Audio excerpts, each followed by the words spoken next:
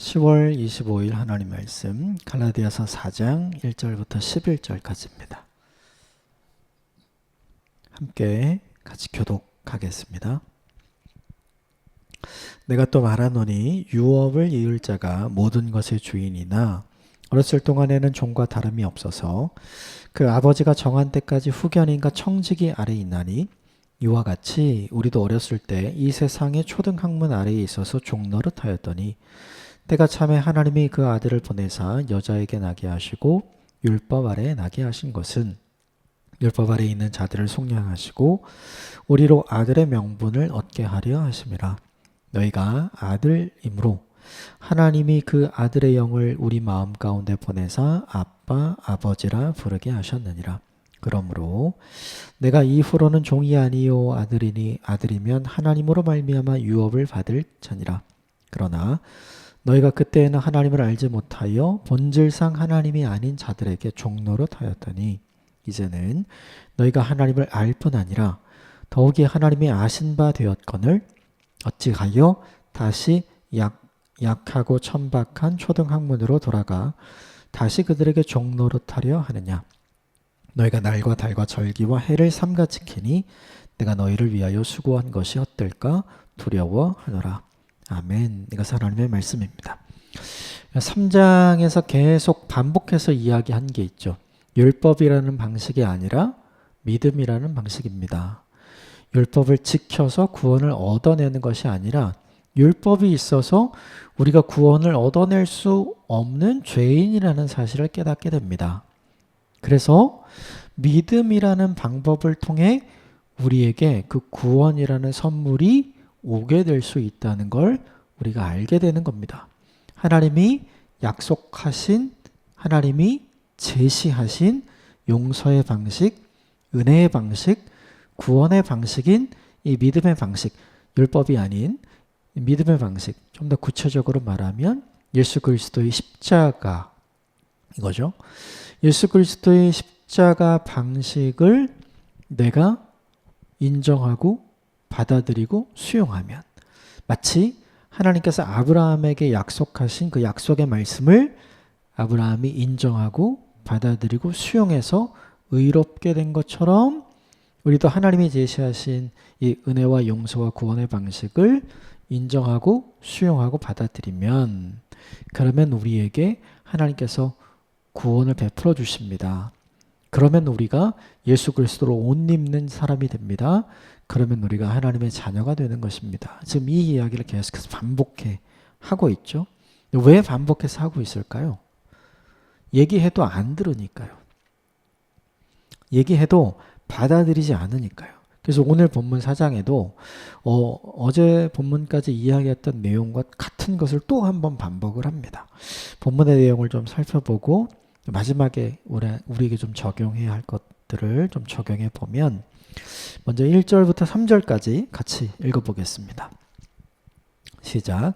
내가 또 말하노니 유업을 이을 자가 모든 것의 주인이나 어렸을 동안에는 종과 다름이 없어서 그 아버지가 정한 때까지 후견인과 청지기 아래에 있나니 이와 같이 우리도 어렸을 때 이 세상의 초등학문 아래에 있어서 종노릇 하였더니 어제 본문에는 율법이 우리를 예수 그리스도께로 즉 믿음이라는 방법으로 인도하는 초등교사와 같다. 이렇게 얘기했죠.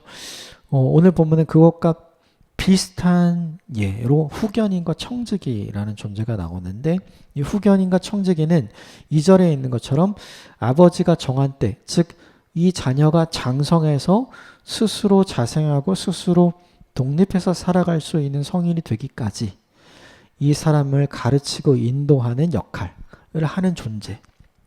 그게 오늘 본문의 청지기가 후견인이죠. 근데 이 청지기와 후견인은 필요한 시간이 있죠. 어제 본문에 율법이 유효기간이 있는 것처럼 믿음이 오기까지, 그 믿음이라는 방식이 오기까지, 그 전에 율법이라는 방식이 사람들에게 필요했죠. 그 유효기간이 있는 것처럼 이 오늘 본문의 후견인과 청지기로 대변되는 율법이라는 것이 역할이 있다는 거죠. 끊임없이 사람들에게 너의 존재가 어떤 존재인지를 분명하게 알게 하고 각인시킬 때까지 그때까지는 분명하게 필요하다는 거죠. 그래서 예수 그리스도를 통해 우리가 하나님의 아들됨을 인정할 때까지, 즉 믿음이라는 방식이 우리에게 필요함을 알고 그것을 하나님이 믿음이라는 방식을 제시해 주셨음을 알고 인정하고 수용하고 받아들일 때까지는 무엇이 필요하냐면 후견인과 청지기가 필요한 것처럼 율법이 필요합니다. 이 이야기를 지금 하고 있는 거죠. 그런데 이것도 후견인과 율법인은 평생 필요한 게 아니라 이제 필요한 때가 있다. 이렇게 얘기를 하죠. 어제 이야기했던 것과 똑같아요. 4절, 5절 같이 읽읍시다. 시작. 때가 참에 하나님이 그 아들을 보내사 여자에게서 나게 하시고 율법 아래 나게 하신 것은 율법 아래 있는 자들을 속량하시고 우리로 아들의 명분을 얻게 하려 하심이라. 거기 때가 참에 거기 뭔가 표시를 해주시면 이 자녀가 다 자라서 더 이상 후견인과 청지기가 필요 없을 때, 다시 말하면 우리가 율법이라는 것을 온전히 지킬 수 없구나, 내가 율법이라는 걸 온전히 지켜서 구원을 얻어낼 수 있는 능력이 없구나, 내게 구원이 임하기 위해서는 다른 누군가의 도움이 필요하구나 라는 걸 인식할 때까지, 그때까지만 필요한 거예요. 근데 그 인식이 이제 주어지면 때가 찬 거죠. 때가 차면 이제는 필요 없는 거죠. 왜냐하면 이제부터는 뭐가 필요하냐면 율법의 방식이 내게 적용되도록 하나님이 약속하신 은혜의 방법, 하나님이 약속하신 믿음의 방법, 하나님이 약속하신 구원의 방법, 하나님이 약속하신 용서의 방법이 내게 적용되도록 나는 뭘 하면 돼요? 인정하고 받아들이고 수용하면 되는 거죠. 이걸 우리가 믿는다라고 할 때 이 믿음을 얘기하는 거죠. 그래서 로마서는 이걸 분명하게 적용하죠. 누구든지 의인은 믿음으로 말미암아 믿음에 이르게 한다. 앞에 있는 믿음과 뒤에 있는 믿음이 달라요. 단어는 똑같은데 믿음으로 말미암아 믿음에 이르게 한다는 앞에 있는 믿음은 구원을 얻는 율법이 아닌 다른 방식으로서의 믿음. 그래서 앞에 있는 믿음은 예수 그리스도의 십자가의 방식을 얘기하는 거예요. 이 십자가의 방식을 뒤에 율법 믿음으로 말미암아 믿음에 이르게 한다. 요 뒤에 있는 믿음은 진짜 우리의 믿음. 아브라함이 인정하고 수용하고 받아들인 거. 그거 얘기하는 거죠. 우리도 하나님이 제시하신 예수 그리스도의 십자가라는 방식을 인정하고 받아들이고 수용하는 거. 그걸 이야기하는 거예요. 이 믿음의 방식을 우리가 인정하고 받아들이고 수용함으로 율법 아래에 있는 자들을 속량하시려고 대신 값을 지불하시고 우리로 아들의 명분을 얻게 하시려는 것이다. 때가 차면 율법은 더 필요 없고 이제는 무엇이 필요하냐면 믿음이라는 방식이 필요하신 것이다. 우리가 그래서 생각해 봐야 될 건 이거죠. 믿음이라는 방식이 구체적으로 어떤 내용을 갖고 있는가. 첫 번째는 율법의 요구를 완전히 이루신 거. 율법은 율법의 요구를 완전히 이루어야 되잖아요. 그렇죠? 근데 이 예수 그리스도의 십자가가 율법의 요구를 완전히 이룬 거죠. 율법은 예수님께서 두 개로 정리를 해주셨죠. 하나님을 사랑하라, 사람을 사랑하라. 그렇죠? 이게 율법과 선지자의 강령, 핵심 내용이라는 거죠. 십자가가 그래요. 하나님께서 예수 그리스도에게 네가 죄인을 향한 대속의 제물이 되어야 되겠다. 너 대신 죽어야 되겠다. 이렇게 하나님께서 예수님에게 얘기를 했다면 예수님은 물어봐야죠. 하나님께. 아버지, 저 죄인들이 더 사랑스럽습니까? 제가 더 사랑스럽습니까? 물어야죠. 죄인을 위해서 아들을 죽이는 아버지가 어디 있어요? 그러면 아들은 당연히 그 아버지가 싫어야죠. 미워야죠. 아버지와 원수 돼야죠. 근데 예수님은 어떻게 하죠? 처음에 예수님의 마지막 기도 보면 겟세마네에서 그 피하고 싶어 하잖아요. 그런데 뭐라 그래요? 아버지의 뜻대로 하겠습니다. 왜 아버지의 뜻대로 했는가? 이유는 되게 간단해요. 하나님을 사랑하기 때문에. 자신에게 모든 죄인을 대신해서 네가 대신 속죄의 제물이 되라. 네가 대신 희생하라고 이야기하시는 하나님을 사랑하지 않으면 하나님과 원수가 돼야죠. 예수님은 하나님을 사랑하기 때문에 그걸 받아들이시는 거예요.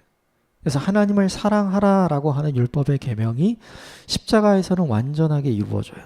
또 하나, 두 번째가 사람 사랑이잖아요. 예수님이 질문할 수 있다면 물어요.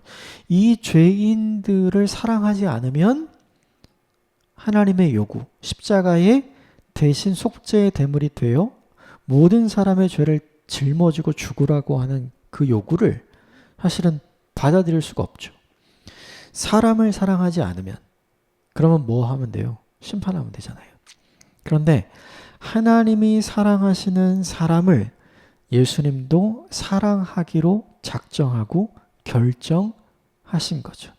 그래서 하나님이 죄인을 죄인으로 보지 않고 자녀로 보신 것처럼 예수님은 우리를 죄인으로 본 것이 아니라 내 형제로 보신 것이죠. 그래서 우리를 위해 대신 죽으심으로 우리가 하나님의 자녀가 되도록 하고 주님께서 우리가 형제가 될 수 있도록 만들어 주신 거죠. 주님께서 누구를 사랑하신가요? 사람을 사랑하신 거죠. 그래서 십자가는 수직적인 하나님을 사랑하라는 율법의 계명과 수평적인 사람을 사랑하라고 하는 이 계명이 완벽하게 율법의 요구를 이루는 곳이에요. 그래서 십자가는 율법의 요구를 완벽하게 이루죠. 그래서 십자가는 율법의 완성이고 율법의 마침이 돼요. 또 하나 뭐냐면 십자가는 속량, 대속, 이게 대신 값을 지불하는 거잖아요. 구약 제사도 사실은 양이 죽는 걸 내가 죽는 것으로 봐주시는 거잖아요. 그죠? 양이 대신 값을 치르는 거잖아요. 십자가도 마찬가지예요. 십자가에 달릴 때 그리스도가 달리신 것이 아니라 내가 그리스도와 함께 십자가에 못 박혔나니. 우리 갈라디아서 2장 보면서 그 이야기 했잖아요. 하나님은 예수 그리스도라는 속죄의 제물, 세상 죄를 지고 가는 하나님의 어린 양이 달린 거지만 하나님은 그것을 무엇으로 봐주시냐 하면 내가 달린 것으로, 죄인인 내가 달린 것으로 하나님은 봐주시는 거죠. 그래서 그의 죽음을 나의 죽음으로 여겨 주시는 거죠. 그래서 예수님의 죽음은 모든 인류를 향한 속량, 대속, 대신 죄의 대가를 지불한 것이 되는 거죠. 이게 믿음이라는 방법, 예수 그리스도의 십자가가 가지고 있는 율법의 완전한 요구를 완전하게 지키신 것과 또 율법을 통해 완전한 사랑, 완전한 죄의 대가를 지불하신 거죠. 그래서 더 필요가 없어요. 이 십자가 사건을 통해 우리가 더 율법을 더 지켜야 된다든가 필요 없어요. 이미 거기서 주님께서 다 지키셨기 때문에 주님이 지키신 것을 우리가 지킨 것으로 봐주시는 거고, 주님이 죽으신 것을 우리의 죽음으로 봐주시는 것이기에 더 이상 특별하게 추가할 것이 하나도 없는 거죠. 그래서 이 완전하고 완벽한 믿음의 방법, 이 예수 그리스도의 십자가를 통해 우리를 하나님의 아들로 세우시려고 하셨다. 하나님의 자녀가 되게 하셨다. 지금 이 이야기를 하고 있죠. 6절 말씀 같이 볼까요? 6절 시작. 너희가 아들임으로 하나님이 그 아들의 영을 우리 마음 가운데 보내서 아빠, 아버지라 부르게 하셨느니라. 너희가 하나님의 자녀가 된 것을 어떻게 아는가? 모든 자녀는 아빠를 아빠라고 부르죠. 내 아빠가 아닌 사람을 아빠라고 부르지 않아요. 그냥 그건 아저씨죠. 근데 하나님은 우리의 아버지신 거예요. 그래서 우리는 하나님을 아저씨라고 부르지 않고 하나님을 아버지라고 부르게 되는 거죠.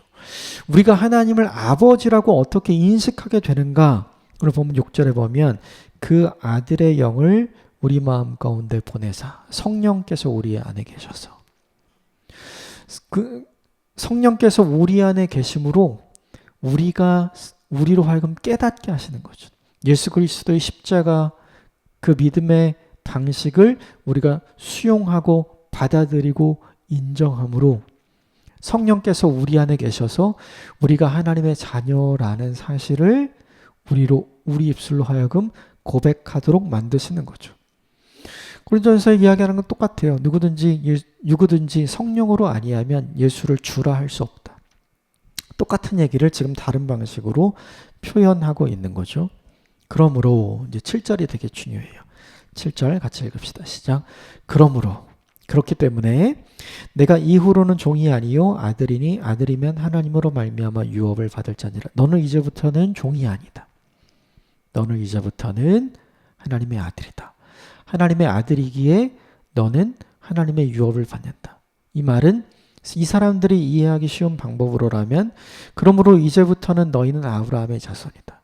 그러므로 너희가 예수 그리스도를 통해 이방인이든 유대인이든 종이든 자유인이든 남자든 여자든 차별 없이 모두 다 하나님의 자녀가 된다. 그러므로 예수 그리스도를 통해 그 십자가를 통해 그 믿음의 방법을 통해 너희는 아브라함에게 주신 그 복을 받는 존재가 된다. 이걸 계속해서 확인시켜 주는 거죠. 그러면 중요한 게 뭐예요? 이제 아들이 되었으니까 더 이상 뭐가 필요 없어요? 종이 될 필요가 없고 이제는 다 성장했으니까 뭐가 필요 없어요? 후견인과 청지기가 필요 없고 이제는 예수 그리스도의 십자가라는 믿음의 방법 아래에 있으니까 여기까지 인도할 초등학문이 되는 초등교사가 되는 율법이 더 이상 필요 없다. 지금 이걸 이야기하고 싶은 거죠. 8절, 9절 같이 읽읍시다. 시작. 그러나 너희가 그때는 하나님을 알지 못하여 본질상 하나님이 아닌 자들에게 종노릇 하였더니 이제는 너희가 하나님을 알 뿐 아니라 더욱 하나님이 아신 바 되었거늘 어찌하여 다시 약하고 천박한 초등학문으로 돌아가서 다시 그들에게 종노릇하려 하느냐.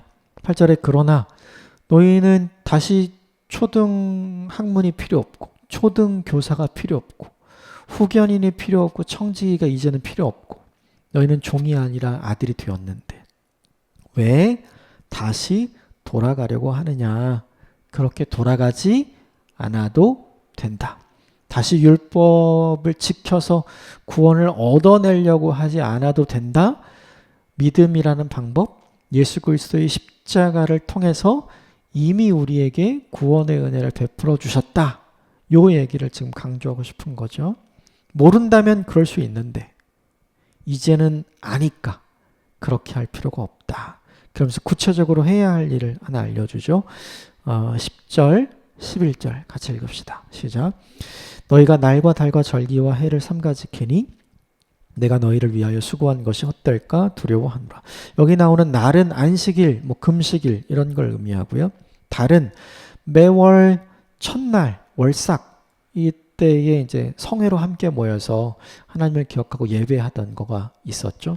그걸 얘기하는 거고 절기, 유월절, 오순절, 그리고 장막절, 나팔절, 그리고 수전절, 불임절 이렇게 율법주의적인 유대인들이 꼭 지켜야 한다고 생각했던 절기들 반드시 이거 해야 돼. 이거 안 하면 안 돼. 라고 했던 이거 이야기하는 거고요. 해는 뭐냐면 안식년, 희년 이런 걸 얘기하는 거죠. 이게 더 이상 종속되어서 살아갈 필요가 없는데 여기 여전히 종속되어서 살아가야 한다고 하니 그렇게 되면 다시 믿음이라는 방법에서 율법이라는 방법으로 후퇴하게 되는 거 아니냐. 그러면 11절에 내가 너희를 위하여 수고하는 거 복음을 전해준 게 모두 헛된 거 아니냐. 예수 그리스도의 십자가의 방법이 아무 의미가 없어지는 것 아니냐. 그러므로 그렇게 다시 돌아가지 말라. 지금 요 이야기를 하는 거죠. 이게 오늘 본문 전체의 핵심적인 내용의 정리예요. 이 본문을 보면서 우리가 좀 적용하고 싶은 게 있어요. 그건 뭐냐 하면 끊임없이 우리는 무엇의 지배 아래에 있고자 하는가. 오늘 본문의 사람들은 은혜의 지배 아래에 있고자 하는 것이 아니라 율법의 지배 아래에 있고자 하는 거죠.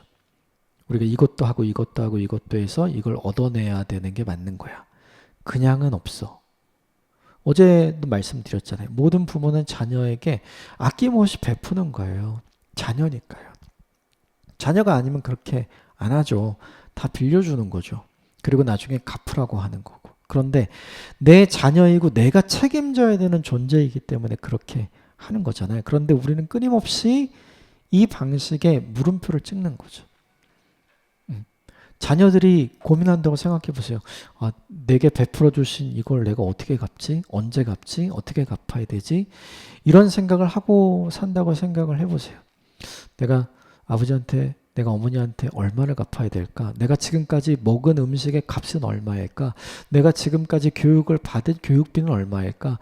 내가 지금까지 자고 또 나를 위해 서포트할 때 들었던 부대 비용들이 많을 텐데 그건 얼마일까? 이걸 다 계산하면서 아버지 어머니에게 내가 이만큼 갚겠습니다. 이걸 계산하고 있는 자녀를 부모가 봤다고 생각해 보세요. 얼마나 이상해요. 얼마나 한심합니까?